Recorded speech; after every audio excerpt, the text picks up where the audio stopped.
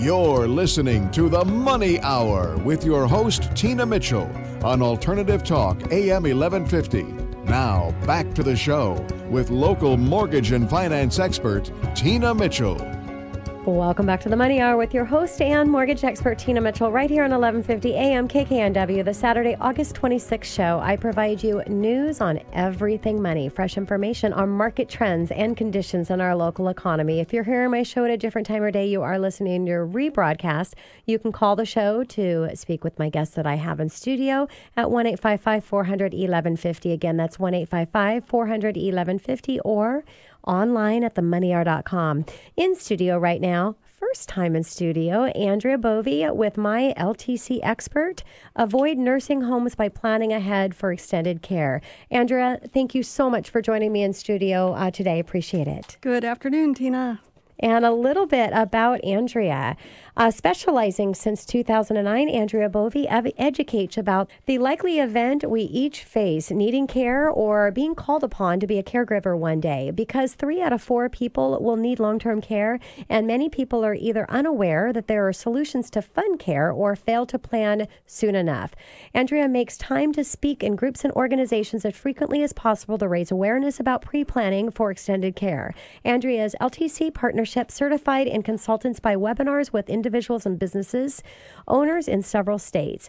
Andria designs plans using traditional long-term care insurance, combo hydro insurance products, pairing life insurance with long-term care benefits, home care only solutions, and event short-term care solutions to meet any budget. In addition, she assists consumers needing care immediately and who own life insurance to convert that policy into long-term care benefit plan. And I have to say that this is close to home for me, Andria, because my mother-in-law, my husband's mom, is going through some challenges right now. And at a very young age, she invested in long-term care. And I have to say, all of the assistance that she gets because of that product that she purchased, unbelievable, and takes a lot off of us in having to burden that financial expense. Congratulations, Tina. Your life is different than mine. I have a mother with no long-term care insurance. Oh my gosh. So what age did she purchase?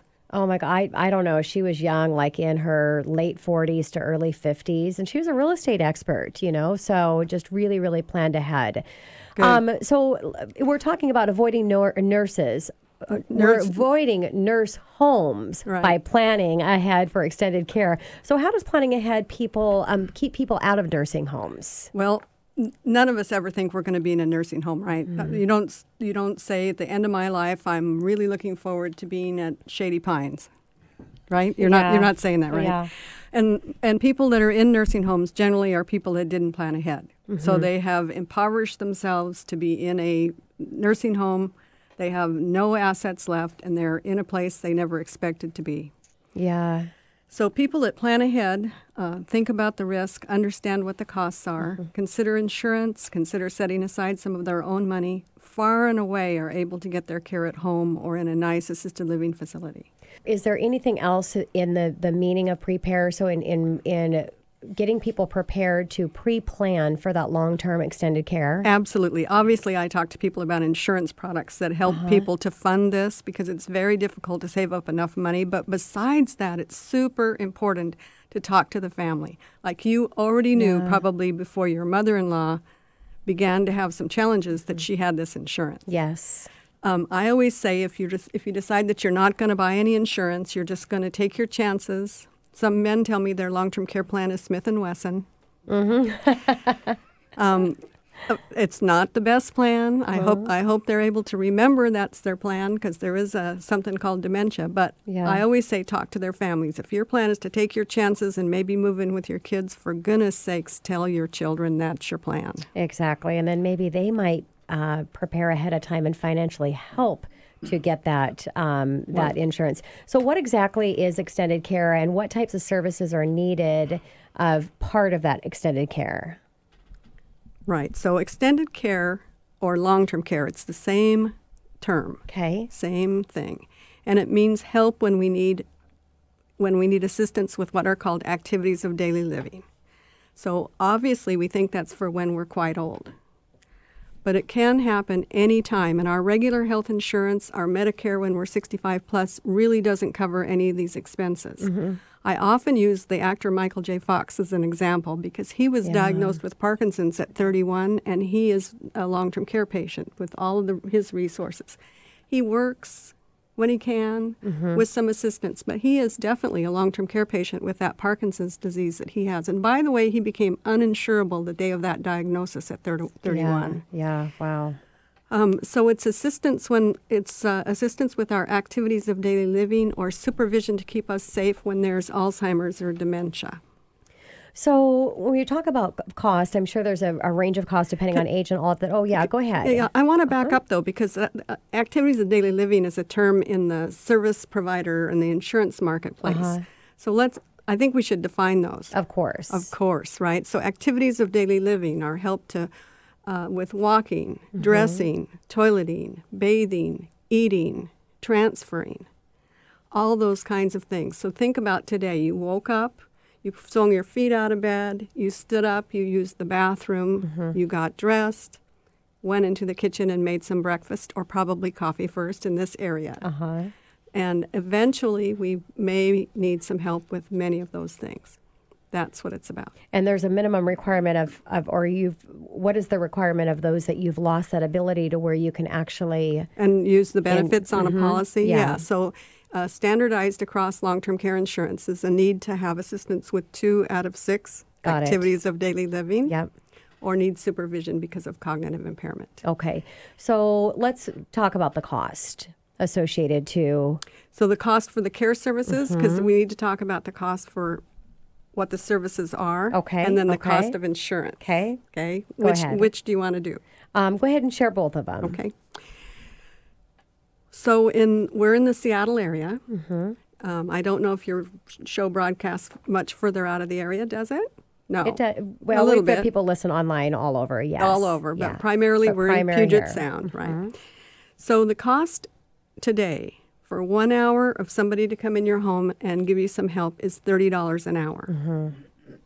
So if you need an 8-hour shift, that's $240 for the day. And if you're getting that every day for 30 days, that's $7,200 a month. So right now, if you have a family member that all of a sudden is stricken with something serious and needs that, think about what account you're going to go to right now to get that money, because that is all done on a private pay basis. Expensive. Yeah. Now, of course, a lot of people are getting by with 4 hours, 3 days a week, that kind of thing. It isn't always that radical. That's where my mother-in-law started out. That's usually where it starts out. A month in an assisted living is in that same range right now. It's $5,000–$6,000 a month.